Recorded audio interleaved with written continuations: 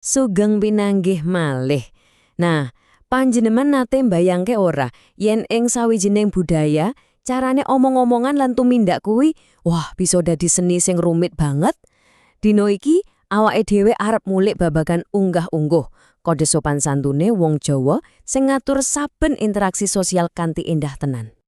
Coba saiki ayo dipikir bareng-bareng sedelak. Piye carane panjenengan omongan karo bos ing kantor?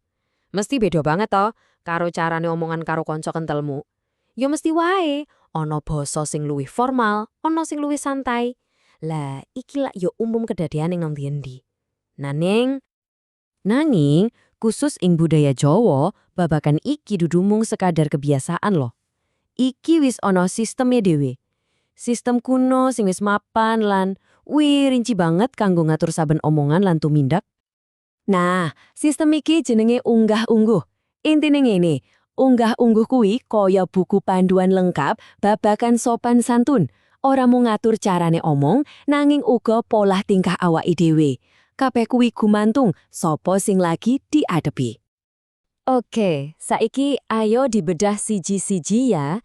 Dimulai saka pondasine, yaiku basa. Soale ing babagan guneman, unggah-ungguh kuwi duwe rong cabang utama sing dadi ibarate kuncine. Dadi gampang ngene, secara dasar kuwi ana rong tingkat. Siji jenenge ngoko. Nah, iki basa sing santai, sing akrab, sing biasa dienggo karo kanca sepantaran. Kapindho jenenge krama. Lah iki basa sing luwih formal, luwih alus, kanggo nunduhake rasa hormat maring wong sing luwih sepuh utawa sing derajate luwih dhuwur. Lah terus apa mung mandek ing ngoko lan krama wae? Wah, yo mesti ora no. Saiki ayo nyelem luwih jero maneh. Soale justru ing kene iki keunikan lan kerumitan basa Jawa wiwit ketok. Jadi, intine ana papat tataran utama sing kudu dimangerteni. Sing pertama, ngoko lugu. Iki basa ngoko sing paling dasar, sing paling umum kanggo kanca akrab. Banjur ana ngoko alus. Dasare isih ngoko nanging wis dicampuri tembung-tembung krama. Tujuane kanggo ngajeni sing diajak omong sanajan wis akrab. Munggah sithik ana krama lumrah. Iki basa krama standar sing dienggo kanggo omongan formal sedina-dina.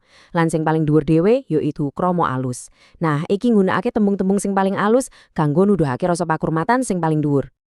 Ben luwih gamblang, ayo didelok tuladane langsung ya. Contone ngoko lugu. Ukarane kaya ngene. Bukumu iki regane pira, Rin? Nah, krungu toh? Kabeh tembunge lugu, langsung, pas banget kanggo omongan karo kanca kentel. Dadi ora ana rasa canggung.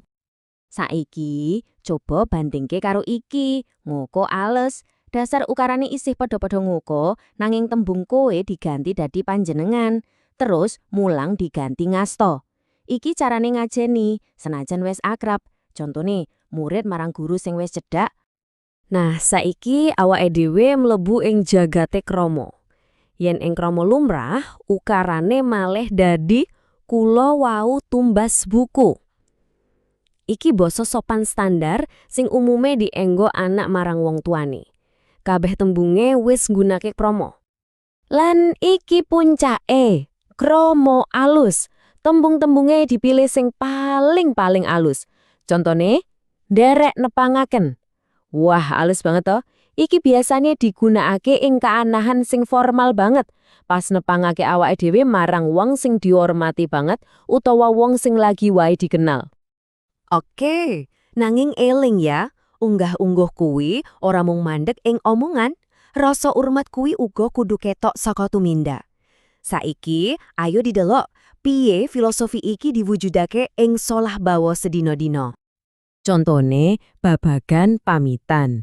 Pamitan cara Jawa kuwi ora mung ngomong dadah utawa aku lunga sik ya. Wah ora. Iki wis kaya ritual dhewe. Kudu matur nganggo basa sing pas, sirahe rada ndungkluk minangka tandha hormat, lan sing paling penting nyuwun donga pangestu. Lah iki contone ukarane, Pak, kula nyuwun pamit badhe bidal sekolah. Donga pangestunipun ingkang kula suwun.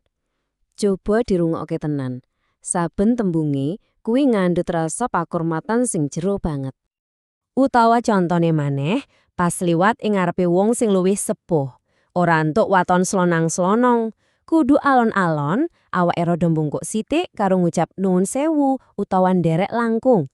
Gerakan sing ketoke sepele iki sejatine wujud pakurmatan sing nyoto banget.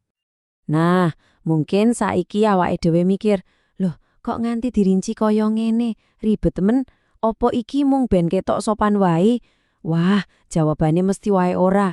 Ing burine kabeh iki ana filosofi sing luwih jero. Dadi, sing perlu digarisbawahi ya iku unggah-ungguh kuwi dudu mung babagan tata krama sing ketok ing jaba utawa etiket sing kosong. Maknane luwih jero saka kuwi.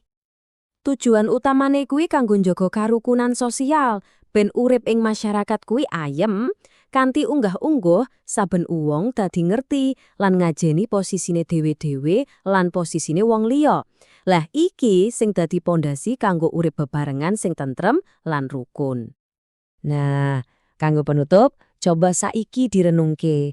Ing budayanya panjenengan dhewe-dhewe, mungkin ora ana sistem sing karinci unggah-ungguh iki. Nanging mesti ana aturan-aturan sopan santun sing ora katulis to. Kira-kira apa wae kuwi? Wah, iki dadi bahan pikiran sing menarik banget kanggo awake dhewe kabeh.